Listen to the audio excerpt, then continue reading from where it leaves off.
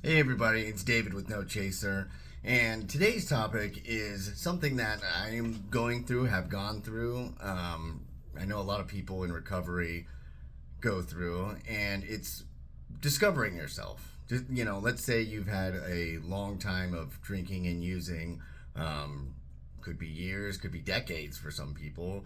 Um, Depending on where you start, it could matter. But the thing is that a lot of people say that your emotional and mental, not cognitively, but your emotional growth really is stunted once you begin using or drinking, and that's something I can buy onto. People still people still live lives when they're in their addictions and everything like that. It's not the best life by any means, but I know some people that they kind of say that they had wasted, so many years when they have kids and stuff, or they've worked in a career. There's a lot of times where you can be sort of like functional. I know there's a whole debate over whether there's a such thing as a functional alcoholic and addict. And in terms of like getting along with society and getting stuff done, again, it is not ideal by any means, but you can function for sure. It's just it will lead to a life of misery. But anyways, to my point about learning about yourself. Now, what made me really think about this was that I had said in some meeting or somewhere, and I've said it before, where I would like to get back to the old me. I wish I could get back to the old me. Now, I started using drugs when I was 15. I first drank when I was like 12 or something, but it was kind of just like an experience with some friends. You get like some vodka, and after like two shots, you're just like wasted, and you're like, do you think, Sandy likes me? Why didn't she go to the winter social with me? And you're all just drunk, and I remember I puked, and I was like, that's not for me. Actually, psych, it totally would be for many years of my life. But at the time, I didn't really, do much. I tried weed and everything like that, but I started using pills. It all started with Vicodin when I was 15. And that's when I got, addicted, and that continued on to the, years, and then over a decade, and of abuse and addiction and alcoholism and all that type of stuff. And so it's weird when I say, I wish I could return to the old me, because what old me? 14-year-old me? That's what I'd want to return to? By the way, spoilers, absolutely would not want to return to that version of David. I mean, not saying he was horrible, just 14. What do I know about the world? What do I know about myself, even? And I had struggled with depression before I ever got addicted to anything. Even before I, had drank that first time when I was 12. It was really, right around when I was 11. I started feeling feelings of abnormal sadness. It was something that I actually noticed to be different than when I was normally sad, sad naturally. But anyways, so I never really knew myself. And so in times of longer sobriety, it wasn't this idea of returning to myself or going back to the old me. There was no old me. There was just, and it's crazy to think about, to where it's did I even grow during that time? I did. I matured, but everything is sort of stunted.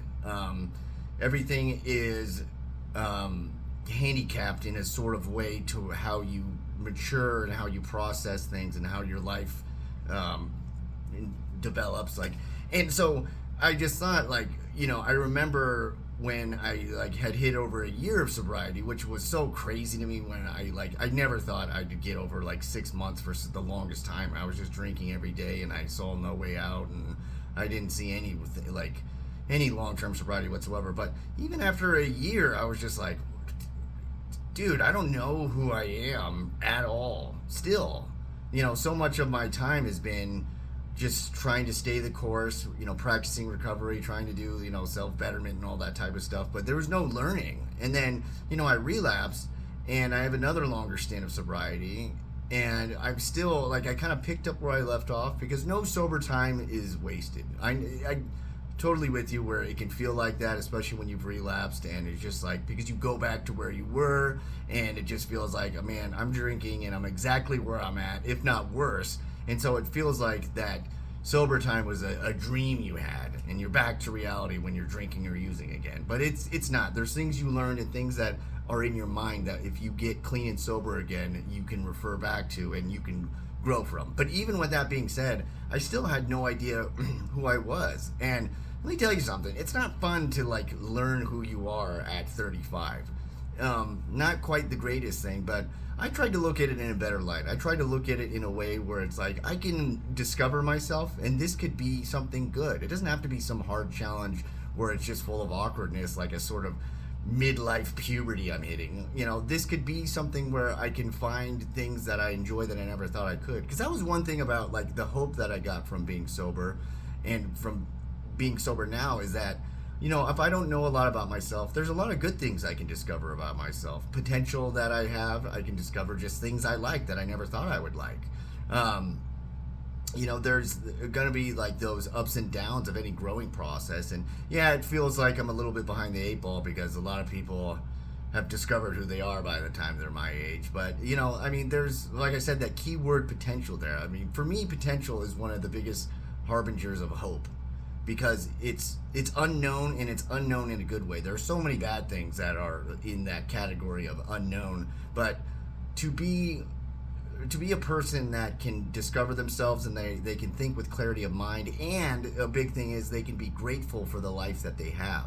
I mean, if there's one thing to take a silver lining out of being addicted and struggling with addiction and alcoholism for so long, is that you can become grateful for things that people have now taken for granted. You know, just for having basic health, for having basic things. You know, and I still struggle with that, because even when I get those basic things and I've been sober a while, I start to move the goalposts further and further back, and that's something I'm actively trying to learn how not to do. You know, I wish I kind of resent myself in some ways where I only am grateful for things once I'm stripped of them, and then I return them back. You know, like the feeling of after going through withdrawals, I'm grateful that I can think clearly. I'm grateful that I can eat food and not have it like come back up. I'm grateful that I can brush my teeth without having to drink. I'm grateful that I can walk a straight line. I'm grateful that I can attempt to exercise. There's so many things I'm grateful for that are just basic things. I'm grateful for my liver hanging in there. I'm grateful for so many things, and then it just seems to go away. And it goes away because time has a funny way of changing things in your mind and your perspective.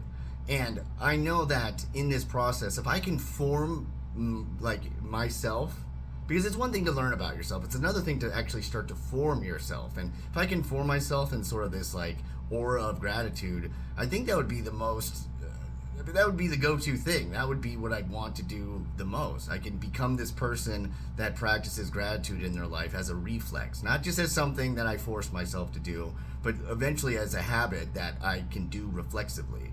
And, you know, I think to myself that, man, there's so many things in life that I wish I knew about myself already. You know, my limitations, boundaries I have to set with people, just all that type of stuff. But there is a positive, again, that sort of silver lining, or just something positive about maybe not knowing, but you can discover things about yourself that you like.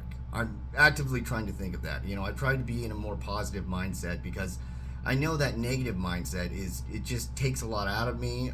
It triggers, you know, waves of depression, and it triggers the want and desire to drink. And just because there's something so nice about just being like, you know what, I want to drop all responsibilities. I don't want to practice any of this like self-help crap, or I don't want to learn who I am, or I don't want to discover my true self or self-actualize, or none of that stuff.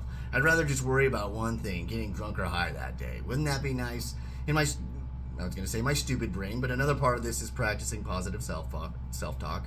My uninformed brain at the time should realize that that's just not the way to be. And it's not truly the way you want to be. Trying to force a sort of giddy nihilism to yourself, or trying to force that apathy that like you can pretend that you don't care about life. At least for me, it's never gone that way. I just wasn't cut that way, and I am lying to myself when I say that I don't care about things, that I don't care about life. And really it's just a formulation of self-pity and delusion, just a nice gumbo that's created, and I try to force feed myself. So, you know, I just think about like my journey of trying to discover who I really am. And I have some pieces I picked up. Again, from the time I've been sober, I've learned some things about myself, but I'm trying to look at it as like a positive journey rather than these obstacles I have to overcome. And if you're feeling that, or you feel like you're in the same place, I hope you can take that mindset as well too. Now, I could easily 30 minutes from now just be like, oh crap, I don't want to do that.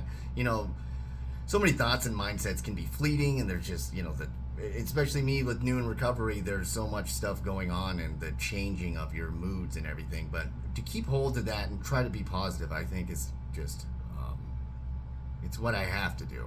I can't be negative Nancy. I can't just stew in that sort of self-pity or that sort of cynicism or pessimism. That is a luxury I can't really afford if I want to be sober. So here's to finding out who I am at the age of 35. And you know what? I'm all right with that. Shoeless in South Dakota. That is the podcast that I do with my good friend. If you like these videos, we do interviews with people, just the average person that struggles with addiction and alcoholism. Check it out.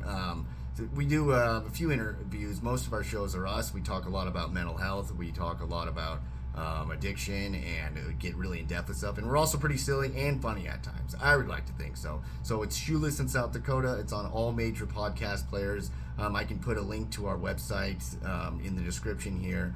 Other than that, be well, everybody. And if you are new in recovery, keep going. And if you're not, if you're just watching this because you're interested in it, I hope you learned something about it if you have a family or friend that struggles with addiction. Other than that, I already said be well, didn't I? Goodbye.